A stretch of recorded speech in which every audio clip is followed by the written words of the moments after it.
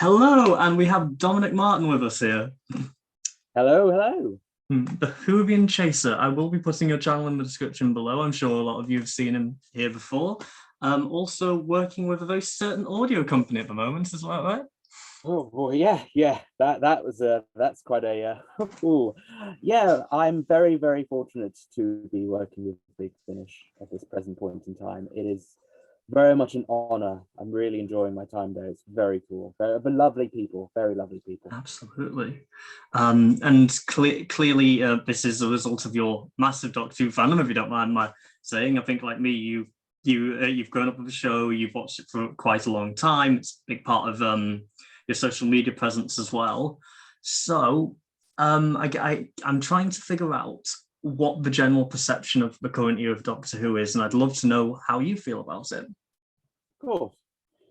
So, I mean, the thing I found with the current era is that it's obviously it is quite divisive when it goes to certain corners. It depends where you really look. It depends on people's upbringings, I guess, and it really is a case of you're either going to gel with this or you don't really. But then again, that's been the same through a lot of the entire new era of Doctor Who.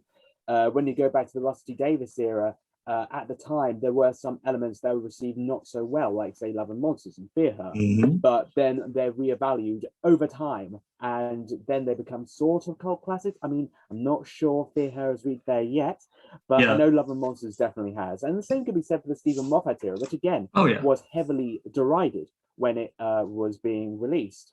Series 6 didn't have a great reception in a lot of fan corners, but generally I like to think it was pretty okay.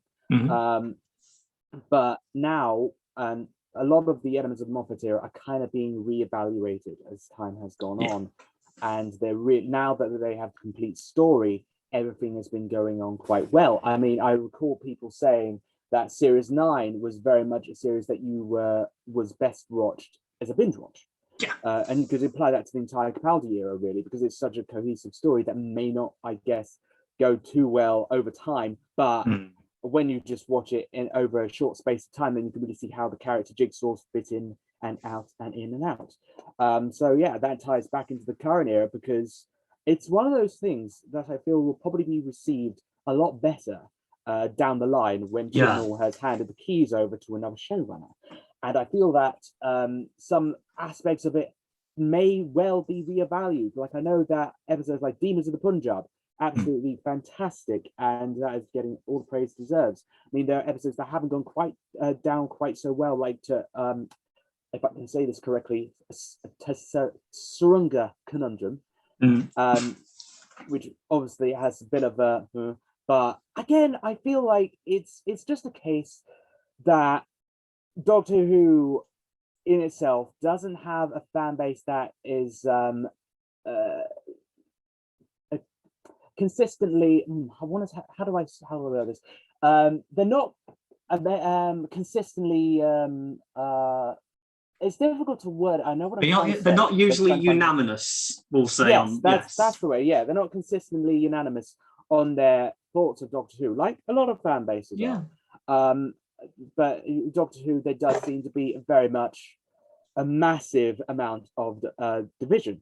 But again, that is down to the fact that the show has changed in so many ways that people come to expect different things of the show. They like other bits of the show more than other aspects. So when one era focuses on aspects more than another, like Rusty Davies era focused a lot more on the soap drama sort of things, the characters, rather than the monsters and the explosions and plots, etc.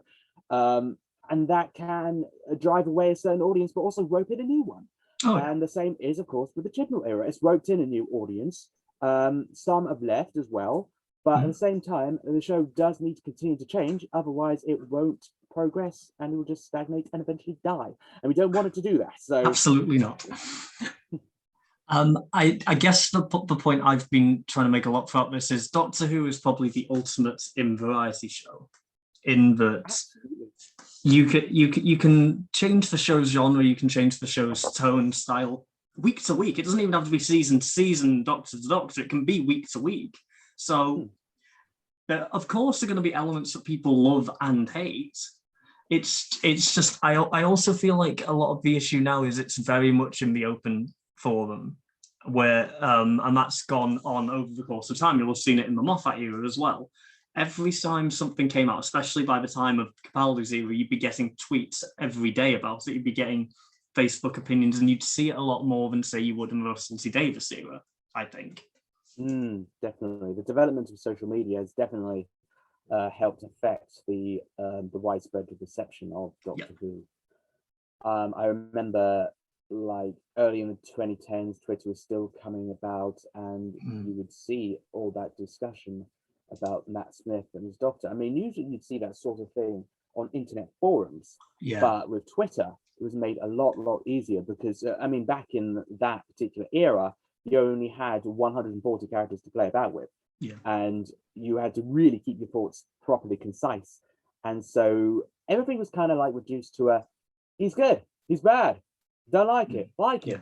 And that's how they really just operated at that particular point. It became less of a point of people wanting to constructively put forth their points, but it became more of a, here's my abridged point, that's how it is. And of course, when those sorts of things become categorized into headlines, etc., then it can be used against the show or for the show, depending on who says it and how it is received. 100%. And you'll see sensationalism comes a lot into it. I know maybe that's veering off into another topic here, but you'll see channels will make clickbait headlines all about the viewing figures weren't great this year, and people will be looking for reasons, I think, these days to attack the show. That's just my personal view. That is actually right, though. I mean, there is a lot of the times you will see a lot more articles aimed towards a negative because that gets clicks. That is the thing that will get clicks. I remember watching an interview with Chaser Paul Sinha, and he was always saying about how tabloids and the media would always take things and phrase them negatively, and it just give everybody a headache. But I've experienced that with Doctor Who because they'll always be like, hey, Dr. Woke or whatever, Dr. Karen, etc., and then focus on like dipping viewing figures. But they did that with Capaldi, and they did that with Matt Smith too. Anything that doesn't help, anything that isn't really matching up to the golden David Tennant, specifically Voyage of the Damned ratings point, is basically seen as, oh no, it's going downhill, even though that was a fluke in itself. There we go. I was held to an unrealistic Oh, sorry. The big point there is that series 4 of Doctor Who is probably one of the highest viewing figures sustained over a series of any show of the 2000s. You know, I don't think that's a fair bar to judge people by, and especially that in 2008, say, iPlayer wasn't viable, catch-up TV wasn't as viable as it is today. All these sorts of things. Doctor has steadily declined in viewing figures, but considering what it's been competing with in those 10 plus years, I'd say it's still doing fairly healthy, you know. Oh yeah, I still say it's doing pretty healthily. I mean, there was a lot of backlash towards the Timeless Children because I believe that got the lowest rating of the new series ever. But again, it's the sort of thing that you have to take into account that, as you said, a lot of streaming services now and people are watching TV less regularly. I mean, ratings have been somewhat going back up nowadays, but that's because of lockdown. That's kind of reversed the trend. But that wouldn't have been the case around the time of series 12. So naturally, it's just the case that people have got changing tastes in how they view things. Sure, Doctor Who may not be live, maybe not be live demand viewing anymore for some people, but at the same time, they're still going to watch it. So that's the most important thing. If they keep on watching it, that's the thing. And I guess I've asked a lot of other people this, so I might as well ask your opinion. Just very quickly, Timeless Child itself, as a story idea, as how it's executed, I feel like people are very up in arms about it, maybe more so than they should be. How do you feel about it? I mean, the thing with the Timeless Child for me is that it changes a lot, but at the same time, it changes very little. Because it's established that the Doctor has got this massive backlog behind them, but the Doctor herself in the episode says it doesn't really change who she is. So I feel like the story isn't done. There's still more to come from it. So I think we should just preserve judgment until we know the full story. I still want to hear the more from the fugitive Doctor, absolutely. Oh yeah. And I think the more answers we get of her, the more clear that story will become. And maybe it's not entirely as it seems. Maybe it's something entirely different, but we don't know because it's not finished. So I think I think we just got to wait and see instead of obliterating the show. There we So are. yeah, I think it's people may not like it. Totally understandable. Fair dues, their point of view. No disrespect to them, but at the same time, I think just hang in there and see what happens, and then judge when the era is said and done. Absolutely, I think that's a great way to look at it. And yeah, just generally, thank you for your time, and No thank you problem. for giving your view. I feel like your view is quite well regarded in this community. So really, thank you for that. That's okay.